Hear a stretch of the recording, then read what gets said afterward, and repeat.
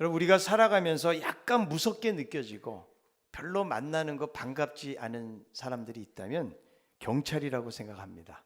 왜냐하면 내가 죄를 짓지 않았어도 경찰 그러면 왠지 모르게 좀 무섭게 느껴지는 마음이 있다는 것이죠. 그래서 차를 타고 가다가도 경찰만 있으면 혹시 걸리는 것은 없는가? 내가 안전벨트를 제대로 하고 있는 것인가? 신호 위반이나 혹은 또 차선 위반을 하고 있지 않는가? 긴장하게 되는 것이죠. 그런데 이 경찰들을 보면 꼭 위반하기 쉬운 장소에 숨어 있다가 갑자기 나타난다는 것입니다. 제가 몇 년 전에 운전을 하면서요, 전화가 왔어요. 전화를 받으면 안 되는데 꼭 받아야 될 전화라서 전화기를 귀에 대고 운전을 하는데요, 좌회전을 딱 하는데 거기 경찰이 딱 서 있는 거예요. 그래서 이 순간을 모면해야 되는데 내가 대체 어떻게 해야 되는가? 그래서 저는 그 순간 손에 들고 있던 핸드폰을 그냥 놔버렸어요. 깨지든 말든 안 걸려야 되니까. 그래서 얼굴을 만지듯 하면서 거기를 지나갔거든요. 제가 안 들켰어요. 왜냐하면 제 별명이 날쌘돌이, 하도 빨라가지고. 그래서 위반에 걸리지 않고 넘어간 적이 있거든요. 또 여러분, 여기 은혜 받아가지고 저처럼 따라하시면 안 됩니다. 왜 경찰들을 보면 약간 긴장감이 드는가? 혹시 걸릴까 하는 그런 마음 때문에 그래요. 그래서 사회적인 어떤 규칙을 위반하거나 범죄하게 되면 거기에 따른 대가를 지불해야 되는 것이죠. 우리나라에서 1990년도에 대통령이 범죄와의 전쟁을 선포한 적이 있습니다. 그래서 경찰들을 충원하고 모든 권한들을 동원해가지고 조직 폭력배들 그리고 또 범죄자들을 소탕한 적이 있거든요. 근데 그때 보니까 강력범죄, 5대 강력범죄가 5.5%가 줄었다라는 그런 보고가 있어요. 아무래도 대대적으로 이렇게 하면은 범죄자들이 줄어드는 것은 사실일 것입니다. 그러나 아무리 전쟁을 선포하고 작전을 벌인다고 할지라도 이 범죄자가 없어지지는 않는다는 거예요. 왜냐하면 인간은 죄인이기 때문이라는 거예요. 근데 여러분, 성경에서 말하는 죄는 세상에서 규정하는 것하고는 다르다는 것이죠. 세상은 사회가 만들어놓은 규칙이나 어떤 법을 위반했을 때에 죄라고 이야기하지만, 그러나 성경은 하나님을 떠난 것 자체가 바로 죄라고 이야기하고 있다는 거죠. 여러분, 우리가 인간은 하나님을 믿고 경배를 해야 되는데 하나님을 영화롭게도 하지 아니하고 감사치도 아니하고 하나님의 자리에 우상을 대체하고 섬기게 된 것이죠. 그러니까 하나님이 없다 보니까 인간들은 계속해서 죄를 지을 수밖에 없다라는 거예요.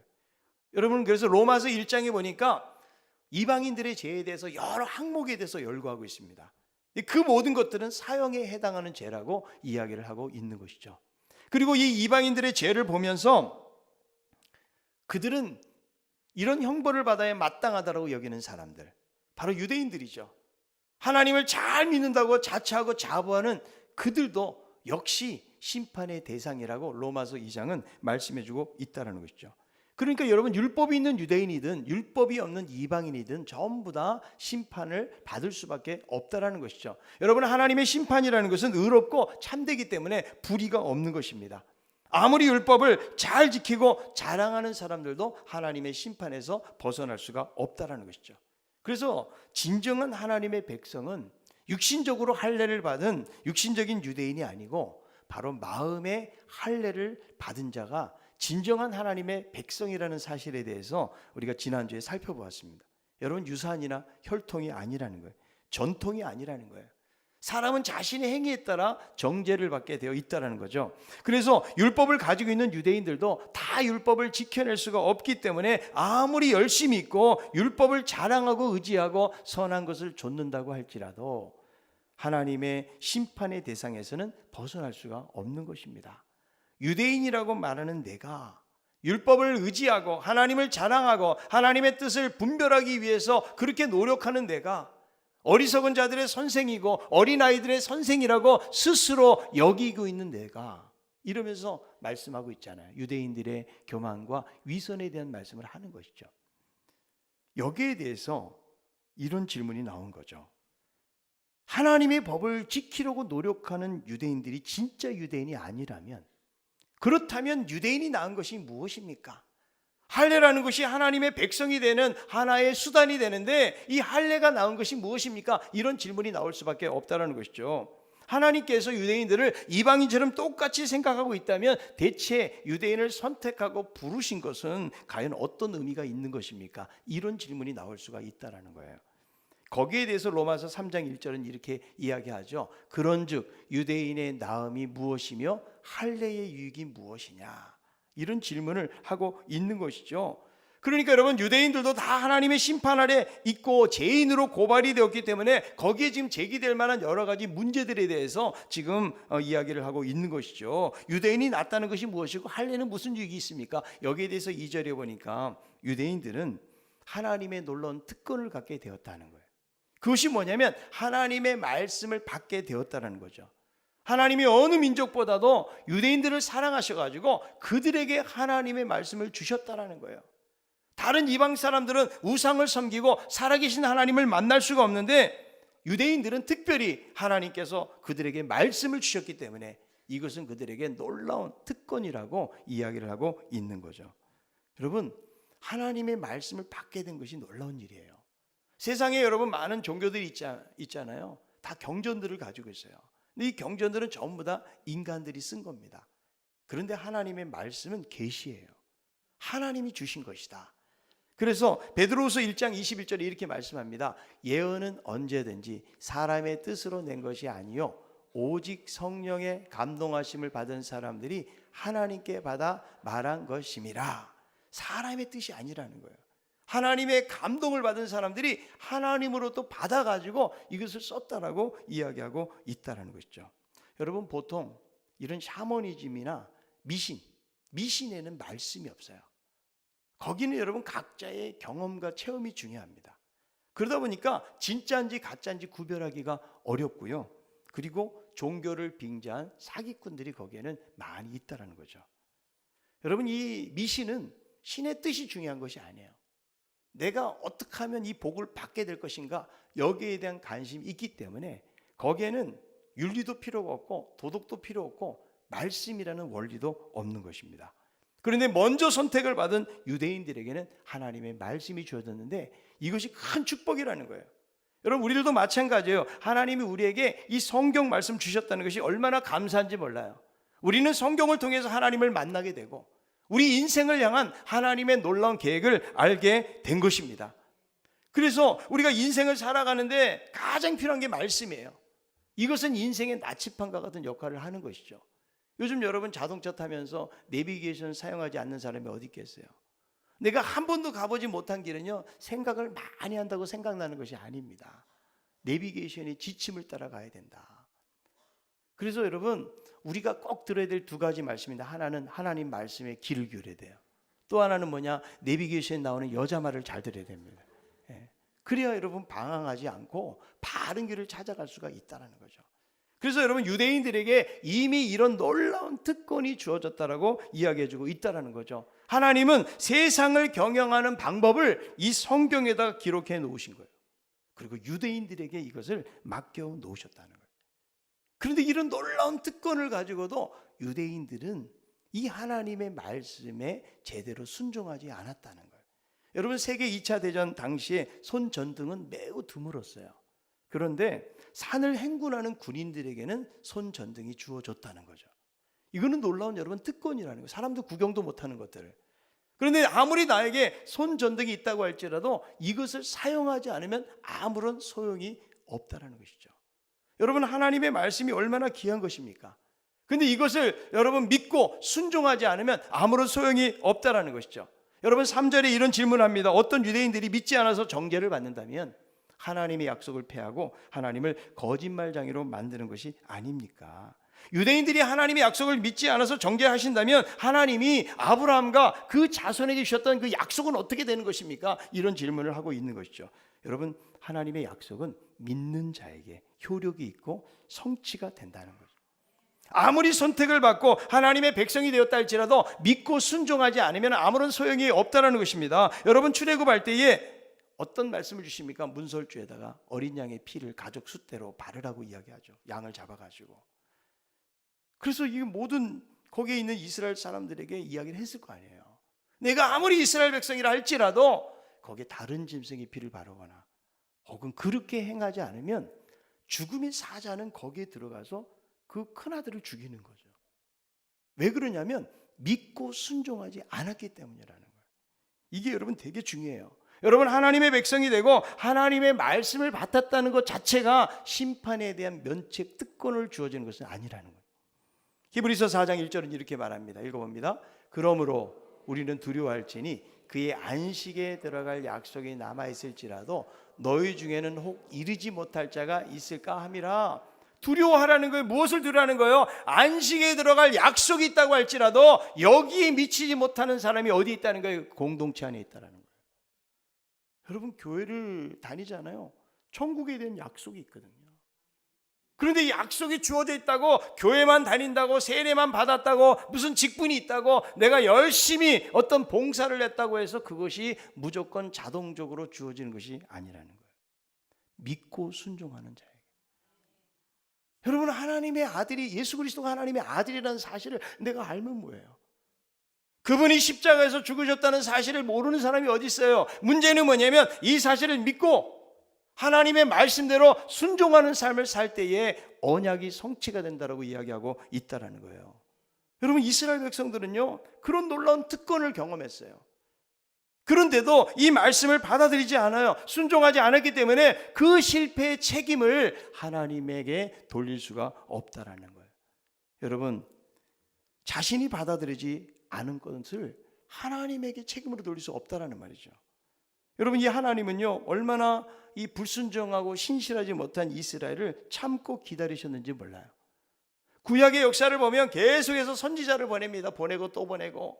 그래서 하나님 말씀하시는데 결코 그들의 말을 듣지 않아요. 이 하나님의 말씀을 보면 끝까지 그들을 기다리세요. 여러분, 호세아서를 보세요. 어느 날 하나님께서 호세에게 고멜이라는 여자와 결혼해라. 이 고멜은 여러분 몸을 파는 여자예요. 아니, 어떻게 선지자에게 이런 여자 결혼하라고 하는가? 아이를 낳습니다. 그런데 이 여자가 도망을 가요. 너 다시 가서 그 여자 찾아와라. 그 여자 찾아와요. 근데 또 살다가 또 도망은 또 찾아옵니다. 여러분, 고멜을 누구를 의미합니까? 바로 이스라엘을 의미하는 거예요. 그러니까 하나님, 참 신랑 대신 하나님 섬겨야 되는데 이 신랑을 버리고 다른 신랑을 쫓아간, 우상 숭배한 이스라엘 백성들을 상징적으로 보여주고 있다는 것이죠. 그래서 여러분, 하나님의 신실하심은 우리의 순종보다 앞서 있는 거예요. 하나님이 순종을 말씀하셔도 우리의 순종 여부에 따라 하나님이 그대로 하지 않으세요. 우리가 실수도 하고 죄도 짓고 순종하지 않는 삶을 살아가지만 하나님이 곧바로 반응해가지고 우리에게 심판하지 않으신다는 거예요. 여전히 기다려주시고 참아주시는 하나님. 그 하나님은 너무나 신실하신 하나님. 여러분, 이 하나님의 성품을 우리는 이용하면 안 돼요. 여러분, 내가 의롭게 잘 살아서 이렇게 살아있는 게 아니에요. 하나님이 여전히 참고 계신다. 여러분이 하나님의 신실하심에 대해서 여러분 의심하지 마세요. 내가 믿든지 안 믿든지 간에 하나님은 신실하심으로 여전히 우리를 기다려주시고 용납하시고 인내하고 계시고 이 사랑의 품으로 돌아오기를 기다리시는 분이 하나님이라고 말씀해주고 있는 거예요. 여러분, 어떤 상황 속에도 하나님의 사랑은 변함이 없는 것입니다. 영국의 유명한 설교가였던 스펄전 목사님이 어느 시골 농가를 방문하게 되었습니다. 근데 농가 마당 한쪽 구덩이에 큰 풍향계 하나가 서 있는 거예요. 그런데 그 풍향계 밑에는 바람의 방향을 가르치는 화살촉이 바람 부는 대로 이리저리 흔들려요. 근데 이 화살촉 밑으로 이렇게 긴 천이 있어가지고 거기 보니까 어떤 글씨가 하나 적혀 있는 거예요. 가까이 가서 보니까 God is love라고 적혀 있어요. 하나님은 사랑이시다. 스펄전 목사님이 의아스러운 생각을 가지고 집주인 농부에게 물었답니다. 설마 하나님이 사랑이 바람 부는 대로 바뀐다는 뜻은 아니겠죠? 그러자 이야기합니다. 웃으면서 물론입니다. 정반대의 뜻입니다.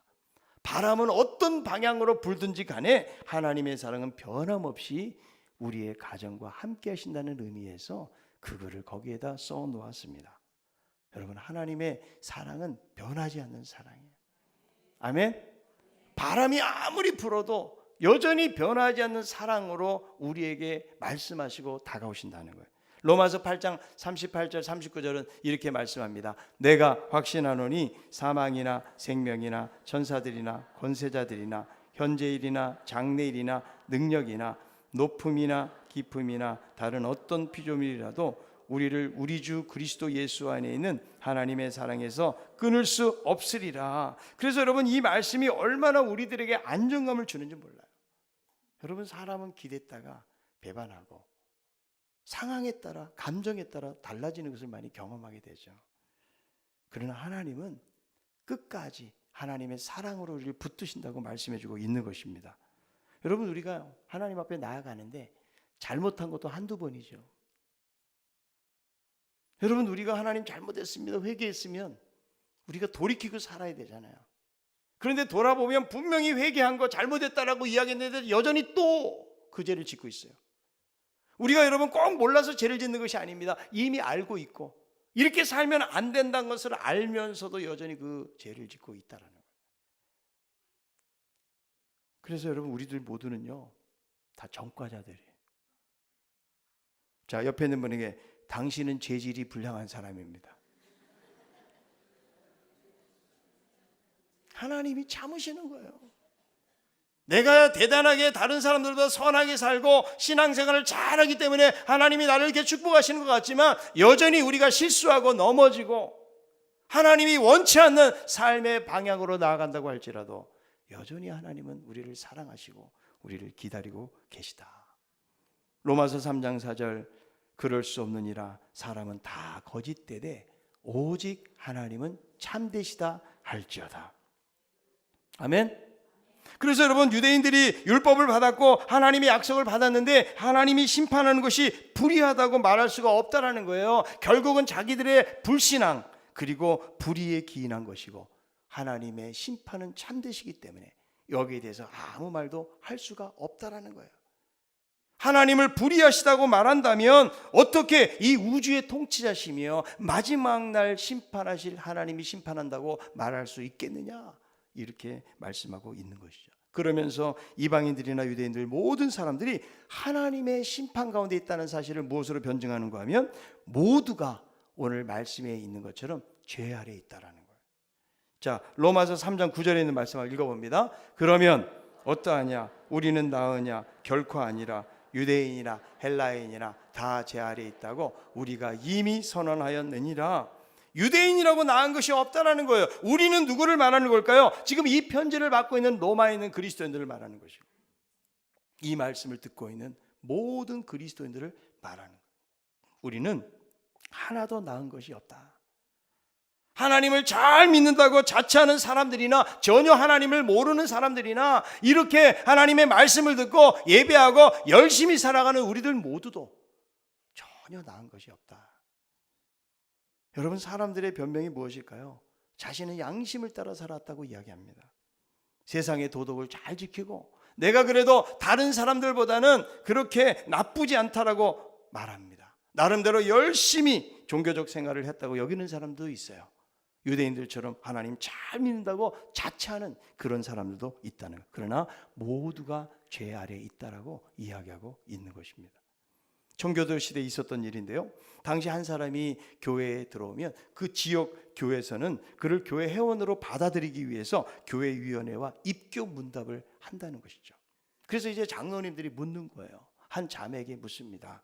이렇게 묻습니다. 자매님은 예수님 믿기 전에 자신이 죄인이었다는 사실을 인정하십니까? 예라고 이야기합니다. 그러면 지금 예수 믿은 후에는 자신을 어떻게 느끼십니까? 네, 저는 전보다 더 큰 죄인이라고 여깁니다.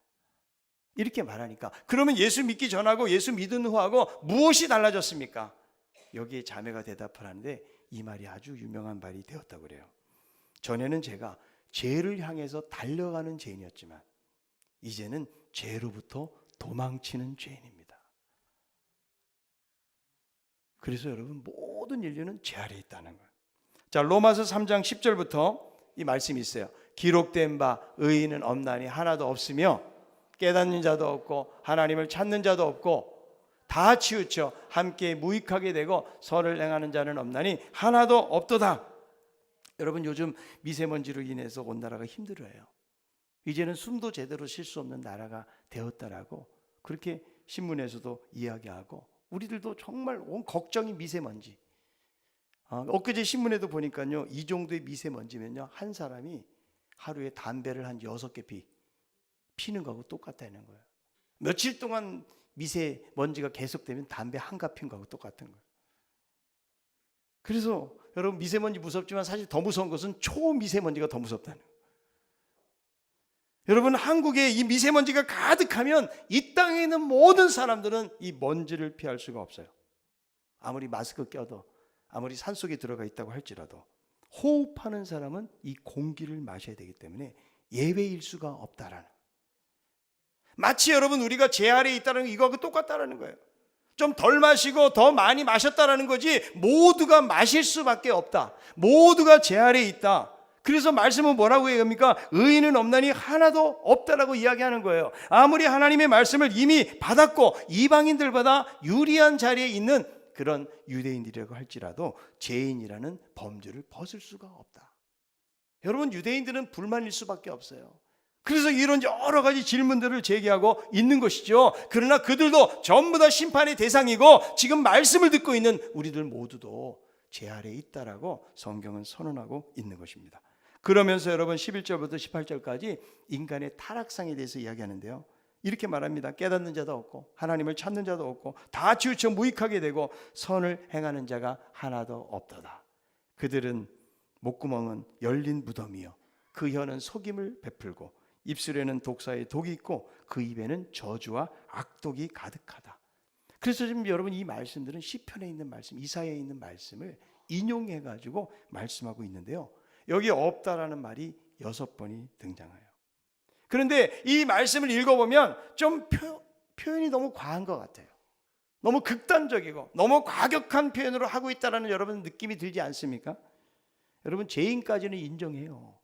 근데 우리가 열린 무덤이고 막 입술에는 독이 있고 저주하고 여러분 악독이 가득한가? 여러분, 옆에 있는 사람들 보면 어때요? 순한 것 같아요? 좀 험상궂은 것 같습니까? 갑자기 표정이 달라지는 것 같아요. 여러분, 우리가요 이렇게 착해 보이고 온순해 보이는 이유는 상황이 그렇지 않기 때문이래요. 화가 난 상황들 한번 생각해 보세요. 왜 사람들이 여러분 살인을 할까요? 처음부터 막 계획해가지고 살인하는 경우도 있지만 우발적 살인이 많아요. 여러분들도 여기는 다 착해 보이고 온순해 보이지만 갑자기 여러분들이 욱하는 사람도 있어요, 없어요? 있어요. 그래서 부부싸움 할 땐 절대로 부엌 옆에서 하지 말라는 거예요. 그러니까 우리가 그런 상황이 안 돼서 그런 거지, 내가 의롭고 착하고 내가 내 자신을 잘 절제할 수 있어서 그런 것이 아니라는 것이죠. 여러분, 감정이 상하면 별말 다 하는 거예요. 여러분, 부부싸움 할 때 막 대판 싸울 때 자녀들에게 야, 한번 동영상 한번 촬영 좀 해봐라, 한번 부탁을 한번 해보세요. 아마 갈라섰어도 한두 번 갈라선 게 아니야. 죽여라 죽여라, 완전 살인을 하라고 이야기합니다. 죽이라고. 그래서 여러분, 우리가 이렇게 부부싸움 할 때도 좀 세련되게 해야 되지 않을까요? 한 30분 하고 오늘 너무 피곤하니까 내일 합시다. 그리고 땡 하고 1회전 끝나고 2회전 이렇게 가야 되는데 이게 안 돼요. 부부싸움 하면 집 사고 목 사고 없어. 그냥 다 입에 나오는 대로 그냥 쏟아져서 나오게 되는 것이죠. 그게 왜 그래요? 우리의 죄악된 모습이라는 거예요. 여러분, 목사라고 거룩하고 착한 것 같습니까? 여러분, 제가 온순해 보이시죠? 그래 안 그래요? 솔직히 말해 봅시다. 근데 저희 자존심을 팍팍 긁어보세요. 그럼 제가 교회에서는 참아요. 그런데 깜깜한 어두운 골목에서 한번 그렇게 해보세요. 제가 전에 부목사 때 사역을 할 때 아침에 사회를 봤거든요. 7시가 우리 교회처럼 7시 예배예요. 제가 7시 사회를 봐야 되는데 깜빡 잠이 들어가지고 못 일어난 거예요. 아니, 7시도 못 일어나면 어떻게 살자는 거예요? 얼마나 제가 부끄럽고 완전 세상이 난리가 난 느낌을 가졌죠, 제가. 그래서 그 예배에 제가 제대로 가지를 못하고 그때 김인중 목사님이 그냥 사회까지 설교까지 다 하셨어요.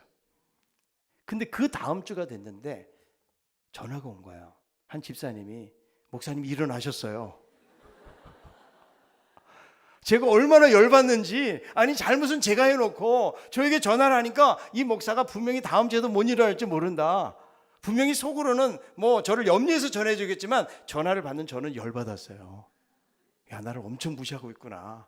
내가 항상 이렇게 자는 것은 아닌데 어쩌다 실수할 수 있는 건데 내 스스로가 그런 피해의식이 있다 보니까요, 그 집사님 말에 화가 나가지고 이렇게 전화를 통해서 말을 한 적이 있거든요.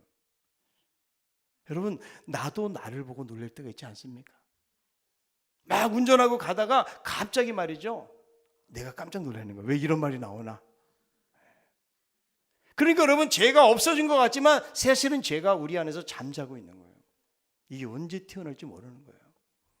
우리가 예배 시간에는 절제를 합니다. 교회에서는 그래도 사람들 친절하게 만나고 이렇게 좋은 말 하지만, 그러나 사람들이 없을 때, 보이지 않는 곳에서 다른 사람들을 만날 때 우리의 분노가, 내 안에 숨겨뒀던 그 악의가, 내 안에 있는 여러 가지 잘못된 그런 마음들이 언제 튀어나올지 모르는 것이 우리라는 거죠. 그래서 여러분, 예수님도 뭐라고 말씀하세요? 마태복음 15장 19절에 마음에서 나오는 것은 악한 생각과 살인과 간음과 음란과 도둑질과 거짓 증인과 비방이니, 이것이 우리 안에서 나온다.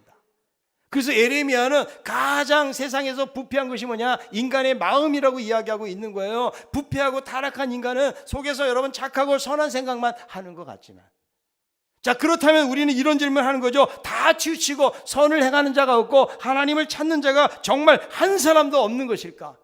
여러분, 세상에서는 나름대로 선을 행하고 살아가는 사람들이 많아요. 그러나 하나님의 절대적인 선에는 아무도 이룰 수가 없다. 하나님의 기준에 부합하는 의인은 없다는 거예요. 아무리 여기서 누가 키가 크니 정례 그러지만 여러분, 20등 옆에서 밑을 내려다보면 김태호 목사나 저나 똑같아.